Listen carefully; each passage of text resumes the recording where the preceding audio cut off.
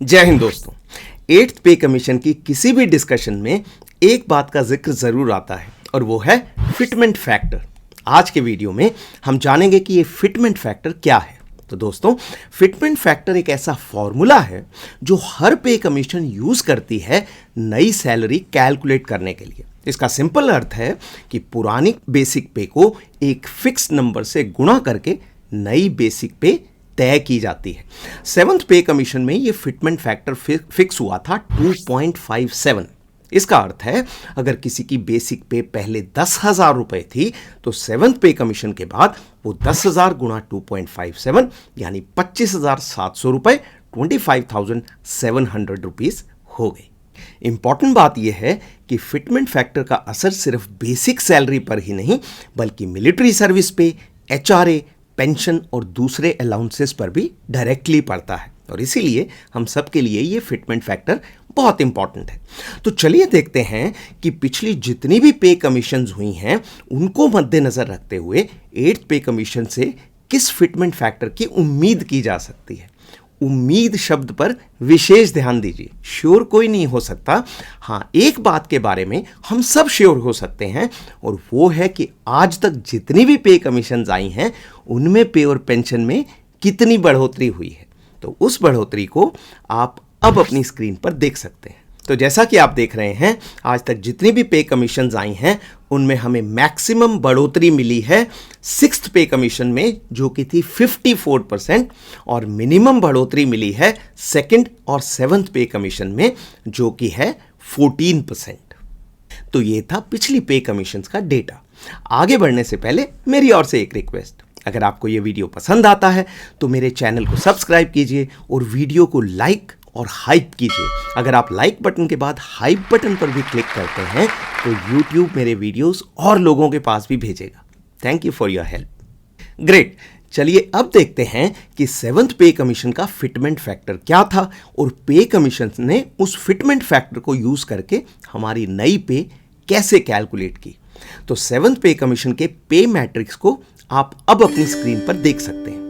तो हालांकि standard fitment factor 2.57 था, लेकिन जैसा कि आप देख रहे हैं कुछ रैंक्स को फिटमेंट फैक्टर ज्यादा दिया गया। पे कमीशन का मानना था कि इन रैंक्स की जिम्मेवारियों को देखते हुए इन्हें बाकियों से ज्यादा फिटमेंट फैक्टर देना बनता है। जैसा कि आप देख रहे हैं, जो अदर रैंक्स और एनसीओज हैं उनका फिटमेंट फैक्टर था स्टैंडर्ड यानी 2.57। जेसीओज हैं जो कि लेवल 5A से लेकर ऑनरेरी तक यानी लेवल 9 तक, उनका फिटमेंट फैक्टर था 2.62।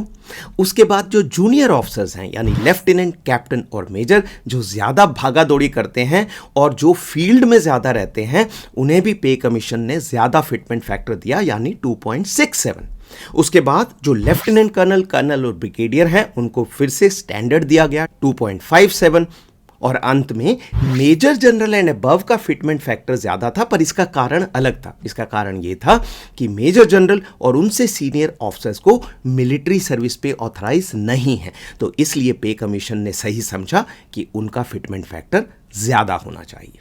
तो यह था 7th पे कमीशन का फिटमेंट फैक्टर। अब चलिए देखते हैं कि इस फिटमेंट फैक्टर के अनुसार 7th पे कमीशन ने नई सैलरी कैसे फिक्स की।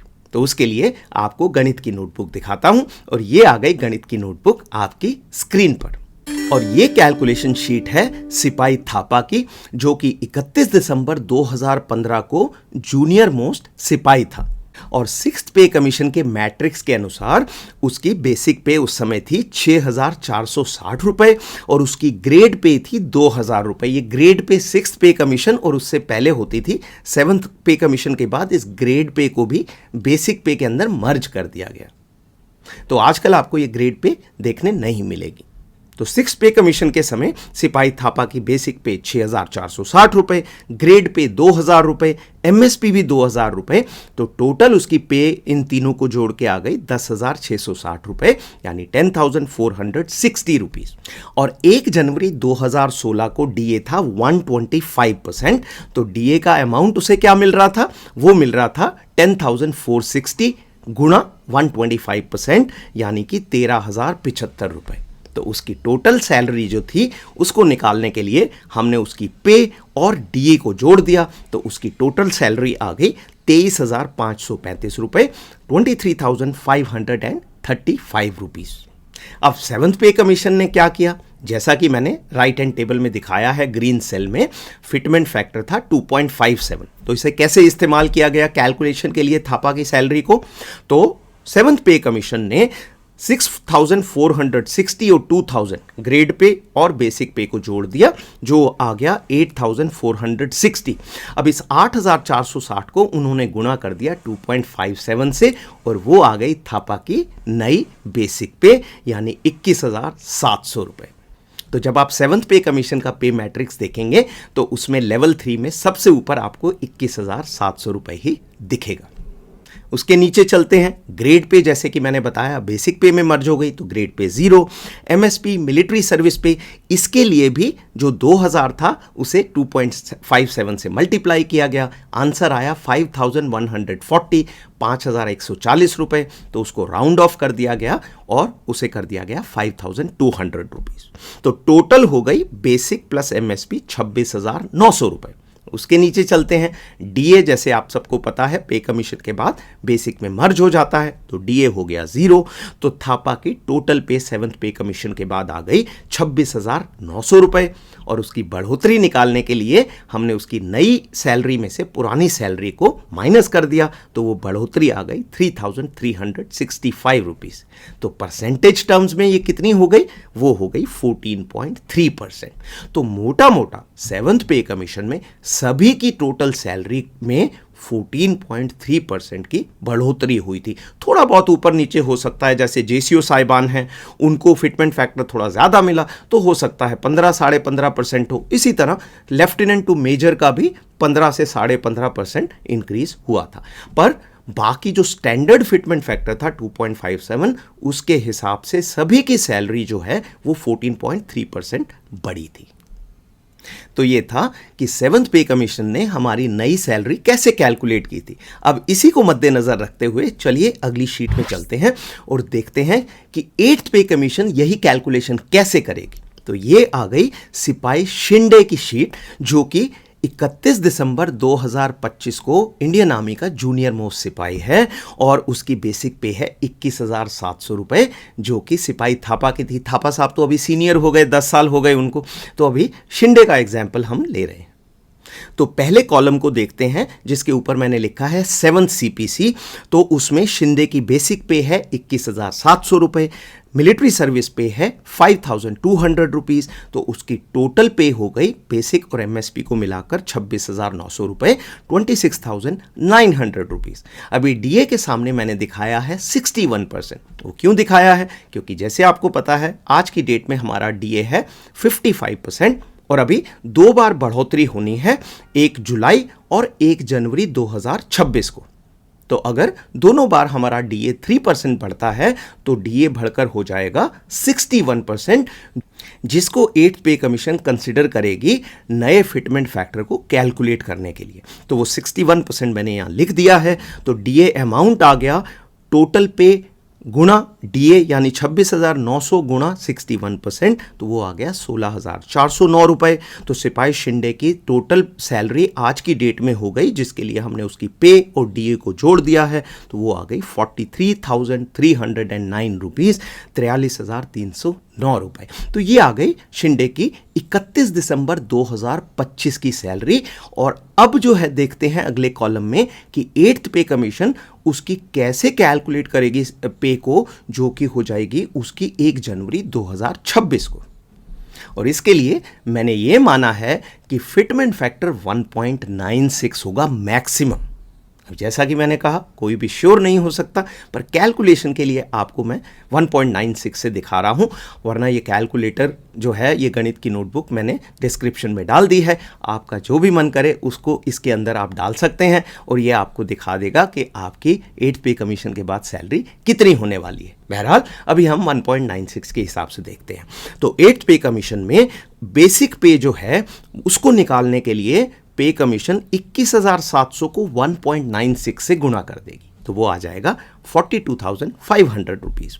नई मिलिट्री सर्विस पे को निकालने के लिए भी 5,200 को गुणा किया जाएगा 1.96 से और वो आ जाएगी नई मिलिट्री सर्विस पे 10,200 रुपीज़। तो टोटल कितनी हो जाएगी 42,500 प्लस 10,200 52,700 रुपये। उसके नीचे चलते हैं, DA 0 हो गया तो टोटल पे जो सिपाही शिंदे को मिलेगी 1 जनवरी 2026 को वो होगी 52,700 रुपये यानी 52,700 रुपीज़, यानी कि उसकी सैलरी 9,391 रुपये बढ़ जाएगी 43,309 से 52,700 रुपीज़ और परसेंटेज टर्म्स में ये इंक्रीज होगा 21.7%। तो मेरा मानना है कि 21.7% से ऊपर इंक्रीज मिलना मुश्किल है। पर वहीं अगर हम 7th पे कमीशन के 14% या 15% को लेकर चलते हैं तो मेरा यह भी मानना है कि 1.86 से कम फिटमेंट फैक्टर नहीं मिलेगा। तो अगर मैं इस सेल में 1.96 की जगह 1.86 करता हूं तो आप देखेंगे कि जो ये नीचे परसेंटेज इंक्रीज है ये हो गया है 15.7% और जो सैलरी में इंक्रीज हो गया है वो है 6,791 रुपये। तो अगर फिटमेंट फैक्टर 1.86 और 1.96 के बीच होता है तो बढ़ोतरी 15.7% से 21.7% के बीच होगी। अब इस कैलकुलेटर में जैसे मैंने बताया आप कितना भी डाल सकते हैं फिटमेंट फैक्टर। तो मान लीजिए मैं इसमें 1.97 कर देता हूं तो आपका सैलरी इंक्रीज आ जाएगा 22%। पर ये दोनों खाने जो पहले ग्रीन थे वो अब लाल हो गए हैं। इस लाल होने का मतलब है कि एक रेड फ्लैग है कि ये थोड़ी सी उम्मीद कम है। तो ये था 8th पे कमीशन का फिटमेंट फैक्टर और उसके हिसाब से आपकी पे और पेंशन में बढ़ोतरी। तो ये था फिटमेंट फैक्टर का गणित। वीडियो समाप्त करने से पहले एक छोटी सी लेकिन महत्वपूर्ण बात। आप कहेंगे कि फिटमेंट फैक्टर तो ठीक है, मेरी नई पे और पेंशन क्या बनेगी ये बताओ। तो दोस्तों आपकी पे या पेंशन स्लिप में आज की डेट में जो भी पे या पेंशन आ रही है DA मिलाकर कैलकुलेटर खोलिए और उसे 120% से गुणा कर दीजिए। वही आपकी नई पे या पेंशन होने की उम्मीद है। जैसे मान लीजिए किसी सैनिक की पे आज की डेट में DA को मिलाकर 50,000 रुपये है तो 8th पे कमीशन के बाद उसकी पे हो जाएगी 50,000 गुणा 120% यानी 60,000 रुपये। तो ये था आज का वीडियो। आज के लिए इतना ही। अगले वीडियो तक अपना ख्याल रखें और स्वस्थ रहें।